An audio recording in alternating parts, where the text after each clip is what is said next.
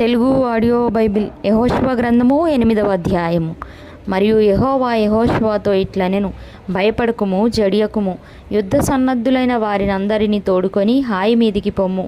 చూడుము, నేను హాయి రాజును, అతని జనులను, అతని పట్టణమును, అతని దేశమును నీ చేతికి అప్పగించుచున్నాను. నీవు ఎరుకోకును దాని రాజునకును ఏమి చేసితివో అదే హాయికిని దాని రాజునకును చేసెదవు. అయితే దాని సొమ్మును పశువులను మీరు కొల్లగా దోచుకొనవలెను. పట్టణపు పడమటి వైపున మాటుగాండ్ల నుంచుము. యెహోషువయు యోధులందరూ హాయి మీదికి పోవలెనని ఉండగా యెహోషువ పరాక్రమము గల 30,000 శూరులను ఏర్పరిచి రాత్రివేళ వారిని పంపి వారికి ఆజ్ఞాపించినదేమనగా, ఈ పట్టణమునకు పడమటి వైపున మీరు దాని పట్టుకొన చూచుచు పొంచి ఉండవలెను. పట్టణమునకు బహుదూరమునకు వెళ్ళక మీరందరూ సిద్ధపడి ఉండుడి. నేనును నాతో కూడానున్న జనులందరూ పట్టణమునకు సమీపించదము. వారు మునుపటి వలె మమ్మను ఎదుర్కొంటకు బయలుదేరగా మేము వారి ఎదుట నిలువక పారిపోదుము. మునుపటి వలె వీరు మన ఎదుట నిలువలేక పారిపోదురని వారు అనుకొని మేము పట్టణమునొద్ద నుండి వారిని తొలగి రాజేయు వరకు వారు మా వెంబడిని బయలుదేరి వచ్చెదరు. మేము వారి ఎదుట నిలువక పారిపోయినప్పుడు మీరు పొంచి ఉండుట మాని లేచి పట్టణమును పట్టుకొనుడి. మీ దేవుడైన యెహోవా మీ చేతికి దానిని అప్పగించును. మీరు ఆ పట్టణమును పట్టుకొనినప్పుడు యెహోవా మాట చొప్పున జరిగించి దాన్ని తగులబెట్టవలెను. ఇదిగో, నేను మీకు ఆజ్ఞాపించి ఉన్నానని చెప్పి యెహోషువ వారిని పంపగా వారు పొంచి ఉండుటకు పోయి హాయి పడమటి దిక్కున బేతేలునకును హాయికిని మధ్య నిలిచిరి. ఆ రాత్రి యెహోషువ జనుల మధ్య బస చేసెను. ఉదయమున యెహోషువ వేకువను లేచి జనులను వ్యూహపరిచి తానును ఇశ్రాయేలీల పెద్దలను జనులకు ముందుగా హాయి మీదికి పోయిరి. అతని యొద్దనున్న యోధులందరూ పోయి సమీపించి ఆ పట్టణము ఎదుటికి వచ్చి హాయికి ఉత్తర దిక్కున దిగిరి.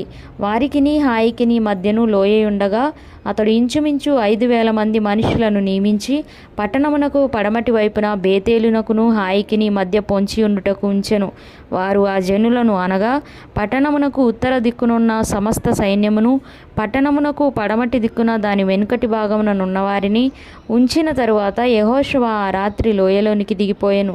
హాయి రాజు దాన్ని చూచినప్పుడు అతడును అతని జనులందరూ పట్టణస్థులందరూ త్వరపడి పెందలకడ లేచి మైదానమునెదుట ఇశ్రాయేలీలను ఎదుర్కొని తాము అంతకుముందు నిర్ణయించుకొనిన స్థలమున యుద్ధము చేయుటకు బయలుదేరిరి. తన్ను పట్టుకొంటుకు పొంచి ఉన్నవారు పట్టణమునకు పడమటి వైపు నుండిన సంగతి అతడు తెలుసుకొనలేదు. యెహోషువయు ఇశ్రాయేలీలందరూ వారి ఎదుట నిలవలేక ఓడిపోయిన వారైనట్టు అరణ్య మార్గము తట్టు పారిపోయినప్పుడు వారిని ఆతురముగా తరుముటకై హాయిలోనున్న జనులందరూ కూడుకొని యెహోషువను తరుముచు పట్టణమునకు దూరముగా పోయిరి. ఇశ్రాయేలీలను తరుముటకు పోనివాడొకడును హాయిలోనే గాని బేతేలులోనే గాని మిగిలి ఉండలేదు. వారు గవిని వేయక పట్టణమును విడిచి ఇశ్రాయేలీలను తరుమబోయుండిరి. అప్పుడు యెహోవా యెహోషువతో ఇట్లనెను, నీవు చేత పట్టుకొనిన ఈటెను హాయి వైపుగా చాపము, పట్టణమును నీ చేతికి అప్పగింతును. అంతటా యెహోషువ తన చేతనున్న ఈటెను ఆ పట్టణము వైపు చాపెను. అతడు తన చెయ్యి చాపగా పొంచి ఉన్నవారు మాటులో నుండి త్వరగా లేచి పరుగెత్తి పట్టణంలో చొచ్చి దాన్ని పట్టుకొని అప్పుడే తగలబెట్టిరి.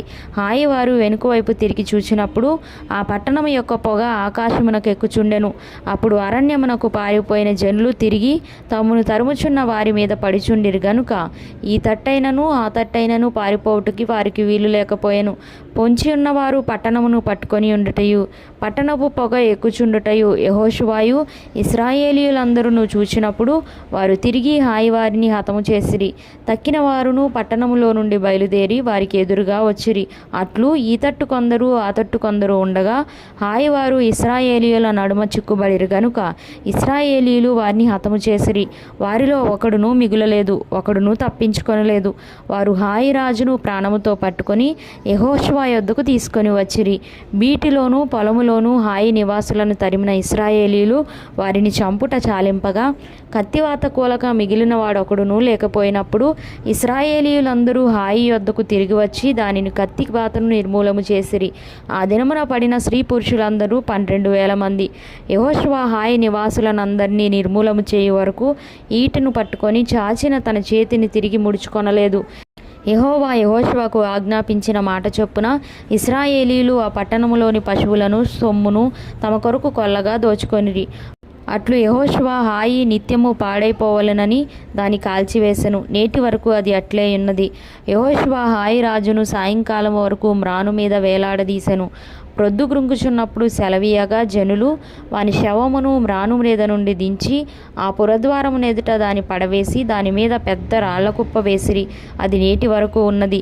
మోషే ధర్మశాస్త్ర గ్రంథంలో వ్రాయబడిన ప్రకారము యెహోవా సేవకుడైన మోషే ఇశ్రాయేలీయులకు ఆజ్ఞాపించినట్లు యెహోషువ ఇశ్రాయేలీయుల దేవుడైన యెహోవా నామమున బలిపీఠమును ఇనుప పనిముట్లు తగిలింపని కారు రాళ్లతో ఏబాలు కొండ మీద కట్టించెను. దాని మీద వారు యెహోవాకు దహన బలులను సమాధాన బలులను అర్పించిరి. మోషే ఇశ్రాయేలీయులకు వ్రాసి ఇచ్చిన ధర్మశాస్త్ర గ్రంథమును ఒక ప్రతిని అతడు అక్కడ ఆ రాళ్ల మీద వ్రాయించెను. అప్పుడు ఇశ్రాయేలీయులను దీవించుటకు యెహోవా సేవకుడైన మోషే పూర్వము ఆజ్ఞాపించినది జరుగువలెనని పరదేశులేమి వారిలో పుట్టిన వారేమి ఇశ్రాయేలీయులందరూ వారి పెద్దలను వారి నాయకులను వారి న్యాయాధిపతులను యెహోవా నిబంధన మందసమును మోయు యాజకులైన లేవీయుల ముందర ఆ మందసమునకు ఈ వైపున ఆ వైపున నిలిచిరి.